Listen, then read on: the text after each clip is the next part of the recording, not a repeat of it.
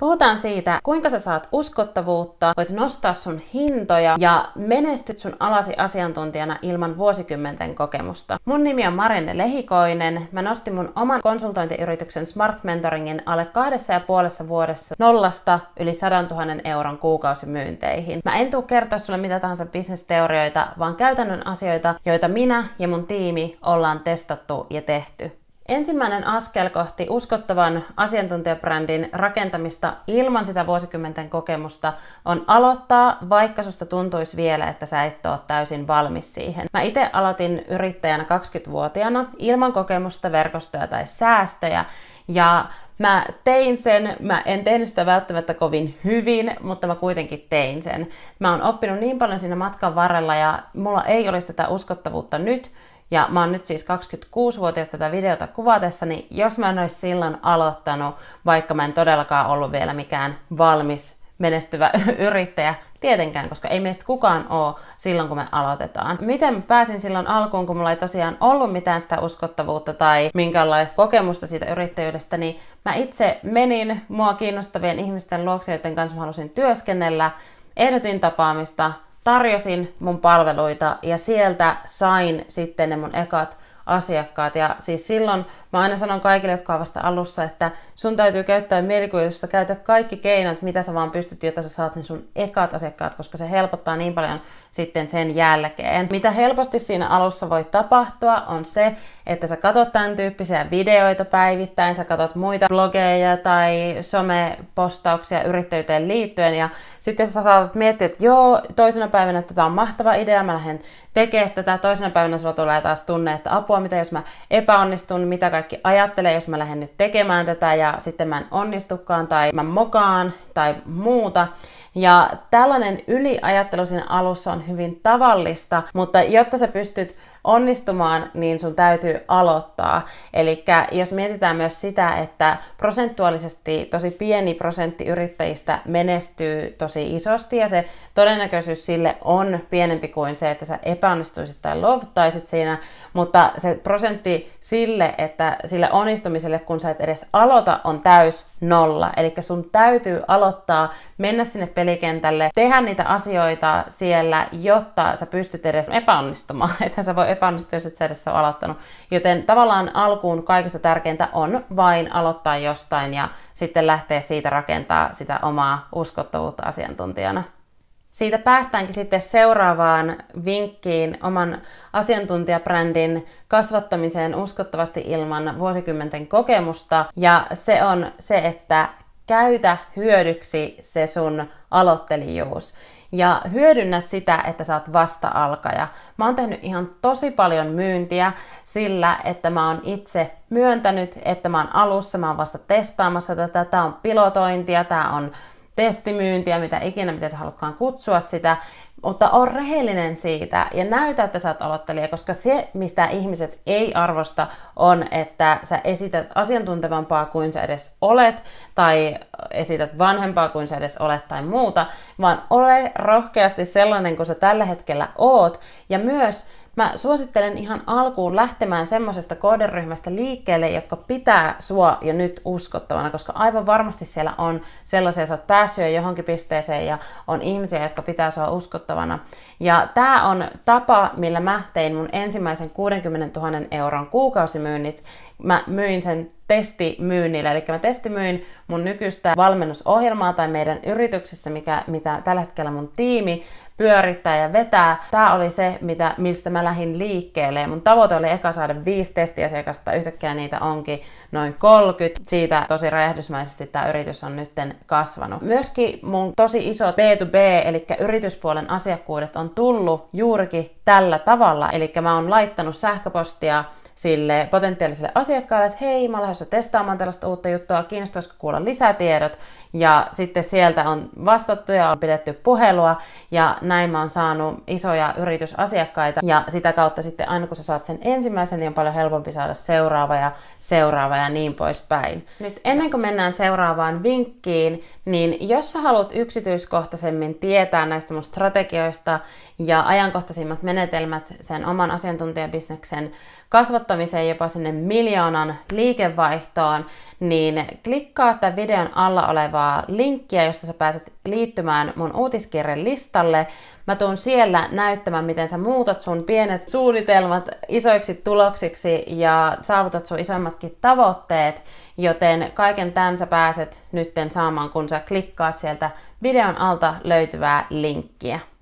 Nyt mennäänkin sitten seuraavaan vinkkiin, jolla sä nostat sun asiantuntijuutta, nostat sun hintoja, vaikka sulla ei vielä olisi vuosikymmenten verran kokemusta. Ja se seuraava vinkki on se, että tartu kaikkiin tilaisuuksiin, mitä sulle tarjoutuu, oli ne sitten kuinka pieniä tahansa. Nyt mä käytän tässä esimerkkinä omaa kokemustani siitä, kuinka mä päädyin puhujaksi erilaisiin tapahtumiin. Moni voi haaveilla puhuvansa tosi isoissa tapahtumissa, ja se oli myöskin mun haave, mutta aivan ensimmäinen tapahtuma, johon mut kutsuttiin ikinä puhumaan, oli Pyhäjoen messuille, josta mä itse asiassa sain vielä korvauksen, ja mä olin ihan siellä niin kuin ammattilaisena paikalla, ja se oli mun mielestä aivan super siistiä. Mä sanonkin, että ei kannata yhtään vähätellä tai aliarvioida mitään tilaisuuksia, mitä sulle saattaa tulla, koska sä et koskaan tiedä, että kuka sua katselee, kuka sua katsoo ja seuraa, kun sä otat näitä ekoja pienempiäkin askelia. Tästäkin nyt kun mä mietin, niin on seurannut muun muassa sellainen, että mua pyydettiin erääseen TV-ohjelmaan, johon mä en kylläkään sitten mennyt, mutta se tuli sieltä, kun mä olin ollut siellä Pyhäjoen messuilla monta vuotta sitten puhumassa. Näin niitä alkaa tulla niitä tilaisuuksia, kun sä tartut niihin ensin, mitä tahansa sun kohdalle tuleekaan. Ja kannattaa olla myöskin kiitollinen jokaisesta tilaisuudesta, mitä tulee, koska aina voisi olla, että joku muu olisikin saanut sen sun puolesta. Mulla on myöskin yksi hyvä esimerkki siitä, kuinka eräs nuori yrittäjä, jonka kanssa mä juttelin, oli itselleen saanut referenssejä niin, että hän oli mennyt ison suomalaisen tunnetun yrityksen puheille ja ehdottanut heille, että saako he ilmaiseksi tehdä hänen yrityksensä kautta sitä heidän palveluaan heille, jotta he sais sieltä sen yrityksen logon omille nettisivuilleen referenssiksi. Tämä on mun mielestä aivan älyttömän kekseliästä, koska sehän kasvattaa sun uskottavuutta aivan huomattavasti, että sulla on tällainen joku tunnettu yritys siellä sun nettisivuilla logona, kenen kanssa sä oot aikaisemmin työskennellyt, joten tämä oli mun mielestä ihan tosi hyvä esimerkki siitä, kuinka kekseliäisyydellä sä voit luoda itsellesi myös sitä uskottavuutta. Eli joskus tällainen maksuton, ilmainen tilaisuus, mikä sulle tulee myöskin, niin kannattaa ottaa jo pelkästään sen takia, että se voi lisätä ja kasvattaa sitä sun uskottavuutta sitten tulevaisuudessa ja myös sitten silloin, kun sä oot vielä aloittelija, niin kaikki tällainen näkyvyys tai referenssit, niin kaikki sellainen on tarpeen. Ja seuraava vinkki, mitä tulee oman uskottavuuden rakentamiseen asiantuntijana ja myös asiantuntijana menestymiseen ilman vuosikymmenten kokemusta on se, että älä jää kotiin odottelemaan, vaan ala luomaan niitä tilaisuuksia itsellesi. Eli esimerkiksi näitä pieniä tilaisuuksia, vaikka niitäkään ei sun suuntaan nyt kuuluisi ja tulisi, niin sä pystyt itse alkaa tekemään itsellesi tilaisuuksia. Ja mä oon tehnyt näin ihan siis lähtien kaikessa. Ja nyt vaikka konkreettisena esimerkkinä vaikkapa mun sivubisnes-kirja, jonka Otava on kustantanut, mikä itsessään on tämmöinen uskottavuutta tuova tekijä, että sulla on kirja, se voidaan kutsua kirjailijaksi, se voidaan mainita sun biossa.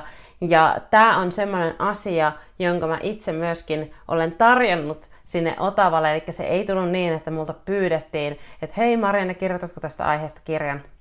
Ei todellakaan. Multa löytyi verkostoista joku, jolta mä pystyin pyytämään yhteistyötä ja kenen mun kannattaa olla siellä yhteydessä. Ja sen jälkeen mä itse laitoin viestiä ja tarjosin sitä ja sain sen kirjan sitten lopulta kustannettua. Ja mulla on myöskin tosi paljon sellaisia kokemuksia, kuinka mulle on sanottu joskus ei tällaisissa ehdotuksissa, mitä mä oon tehnyt. Ja mä oon silti ollut sinnikäs ja ehdottanut sitä uudestaan, ehdottanut sitä jollekin toiselle ihmiselle ja sitä kautta sitten saanut sen mun ehdotuksen vihdoin läpi. Eli ei kannata myöskään luovuttaa ensimmäisen kieltävän vastauksen saatua, vaan kannattaa vaan yrittää uudestaan tai koittaa perustella sille ihmiselle, minkä takia tämä sun ehdotus olisi oikeasti hyvä. Näin mä oon oikeasti saanut myöskin kaikki nämä mun mediajulkaisut tai jutut, missä mä oon ollut viime aikoina esimerkiksi mukana. Mä oon itse ehdottanut itseäni sinne medioille. Ainakaan omalla kohdalla se ei ole siis mennyt niin, että multa tultaisiin kyselemään, että Marianne, saataisiko me haastatella sua tähän tai saataisiko me tehdä susta juttu, vaan nämä tilaisuudet on tullut sen kautta, että mä oon itse tarjoutunut sinne haastateltavaksi tai mitä tahansa. Ja näin sä voit aloittaa, jos ei sulla vielä ole ideaa kirjaan tai ideaa mediajuttuihin, niin sä voit aloittaa vaikka tarjoutumalla podcast-vieraaksi, kirjoittamaan vieraskynää johonkin medioihin tai blogeihin tai nettiin tällaisiin juttuihin, tai sitten vaikka kutsumalla itse joitain asiantuntijoita sun somekanaviin, vaikkapa IG-liveen tai muuta, koska tällä tavalla sä pystyt laajentamaan sitä sun näkyvyyttä siellä, missä sä tietenkin haluat olla nähtynä, eikä teet tätä tietenkin pelkästään semmoisiin medioihin ja paikkoihin, mikä kasvattaa sitä sun uskottavuutta, mutta myöskin sitten sä pystyt saamaan uusia silmäpareja kohdistumaan sinuun, kun sä saat näitä ihmisiä näkemään sut tämän toisen yleisön kautta esimerkiksi podcast-vierailussa. Ja tämä sama pätee myyntiin. Mä en edes tiedä, kuinka paljon mulla olisi jäänyt myyntiä tekemättä, jos mä en olisi itse tarjonnut mun palveluita, laittanut ihmisille viestiä ja kysynyt tarvitse he apua. Tämä on myöskin se keino, mitä mä edelleen itsekin käytän viikoittain ja päivittäin. Minä ja mun tiimi, me tehdään sitä, että me kontaktoidaan meille potentiaalisen näköisiä asiakkaita ja katsotaan sitten siitä, että mitä siitä tulee. Tämä on asia, mistä ehkä ei tuoda ihan hirveästi esille, mutta tämä on se keino luoda tilaisuuksia ja luoda sitä menestystä itse itselleen. Mä oon itse tosi huono siinä, että mä jäisin odottelemaan jotain tulevaksi, vaan jos mä haluan jotain, niin mä haluan sen nyt ja sitten mä teen sen tarvittavan työn päästäkseni siihen. Seuraavaksi sitten, mitä mun piti tehdä parikymppisenä rakentaakseni sitä uskottavuutta asiantuntijana, jotta mä pystyn menestymään bisneksessä, oli se, että mun piti hyväksyä se, että kukaan ei ota mua tosissaan ennen kuin mulla on näyttöä siitä, mitä mä teen. Se vaan on karu fakta, että jos ei sulla ole mitään näyttöä vielä mistään, ja jos sä mietit itseäsi myöskin ulkopuolisen silmin, vaikka sä olisit kuinka itse varma itse siitä sun osaamisesta ja taidosta ja kaikesta, jos sä mietit ja sulla ei ole vielä mitään näyttöä, niin eihän kukaan voikaan vielä uskoa suhun. Hyväksyä vaan se fakta, että sä olet aloittelija, mutta myöskin sitten hyväksyä se, että muut saattaa epäillä sua, he saattaa sanoa, että toi ei tule onnistumaan, sä et tule onnistumaan, ja näyttää heille, mennä, tehdä ja silti näyttää heille, tuoda niitä tuloksia, jotka sä voit näyttää ja esittää, että hei, kato, mä oon muuten ihan uskottava tässä, mitä mä teen, jolloin sitten sulla alkaa kertyä sitä uskottavuutta. Se on vaikeeta siinä ihan alussa, jolloin sun pitää vaan aloittaa ja tehdä se, ja sä et voi saada sitä uskottavuutta millään muulla kuin sillä, että sä teet ja näyttäydyt ja meet paikkoihin ja tarjot sun palveluita ja sun ideoita muille. Eli anna ihmisten epäillä, anna heidän puhua ja näytät vaan heille ja hankit niitä näyttöjä, jotta sä pystyt sitten olla uskottava myöskin heidän silmissä. Se vakuuttavuus tulee vaan sillä, että sä kehität itseäsi, kehität sun taitoja,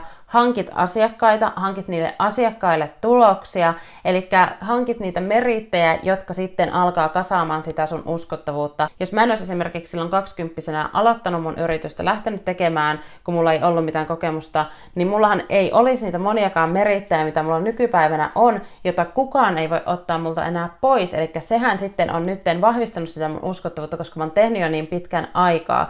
Eli lopulta mä sanoisin kuitenkin, että se uskottavuus tulee siitä, että sä teet ja toistat niitä asioita vuosien ajan. Se voi olla myös alkuun kuukausien ajan tai puolen vuoden ajan. Niin jo pelkästään sekin, että sä puolen vuodenkin ajan teet jotain säännöllisesti ja et lopeta ja puhut siitä samasta jutusta, niin se kasvattaa sun uskottavuutta niin paljon kuin se tyyppi, joka tulee jonkun uuden idean kanssa, koska se on kaikista vaikeinta aina aloittaa jotain ihan nollasta. Sen takia se luottamus ja ehkä se uskottavuus onkin just eniten sitä luottamusta, eli se luottamus tulee siitä, että ihmiset tietää, että okei, toi on pysynyt tuossa asiassa muuten pitkään jo, ja se on puhunut siitä koko ajan siitä samasta asiasta, mikä tekee siitä ihmisestä uskottavan.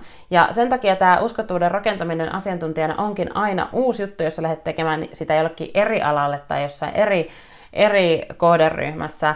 Ja sen takia sun täytyykin saadaksesi sitä vakuuttavuutta ja uskottavuutta pysyä siinä, mitä sä teet, ja tehdä sitä myös silloin, kun sä et vielä näe niitä tuloksia, koska sitten se on se, mikä tuo sen uskottavuuden. Ja sen takia esimerkiksi vaikka ravintoloissa tai jossain kaupoissakin lukee, että since 1942, tai mitä ikinä siellä onkaan niitä vuosilukuja, koska sehän luo sitä uskottavuutta tälle ravintolalle tai liikkeelle, että hei, me ollaan oltu täällä jo 30 vuotta tai 60 vuotta tai mitä ikinä se onkaan. Vuodet on se, mikä lopulta tuo sen uskottavuuden. Sä voit lähteä liikenteeseen, sä voit rakentaa kannattavan ja erittäin tuottoisan bisneksenkin vielä ennen kuin sulla on minkäänlaista kokemusta. Ja mä suosittelinkin lähteä tekemään sen, mutta se uskottavuus pitkällä aikavälillä tulee kyllä siitä, että sä vaan pysyt ja teet niitä asioita ja kasvatat sitä sun uskottavuutta. Yrittäjänä sun kannattaa ehdottomasti lähteä, jos sä asiantuntijana teet yritystä, niin ennemmin siitä, että sä lähdet rakentaa sitä yksilöasiakkaiden kanssa, kuin siitä, että sä lähtisit suoraan tekemään esimerkiksi halpoja verkkovalmennuksia. Koska kun sä oot aloitteleva yrittäjä, niin sun kannattaa ehdottomasti lähteä siitä liikenteeseen, että sä työskentelet henkilökohtaisesti asiakkaiden kanssa, jolloin sulla on paljon isompi todennäköisyys saada heille tuloksia.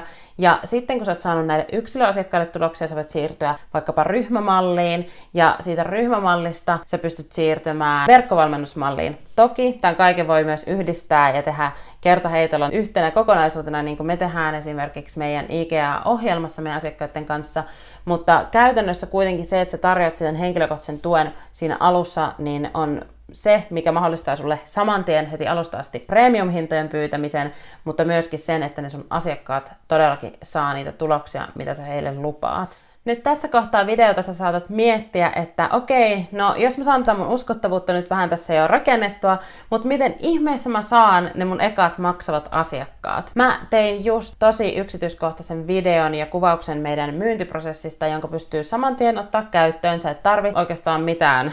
Sä voit lähteä saman tien, jos sulla on somea käytössä ja niin kuin sulla luultavasti on, jos sä katsot tätä videota. Joten katso toi video, se mahdollistaa sun kasvattavan sun bisneksen heti alusta asti 5-numeroisiin, jopa 6-numeroisiin ennustettaviin kuukausimyynteihin. Mä kiitän siitä, että sä katsoit tämän videon ja nähdään seuraavassa.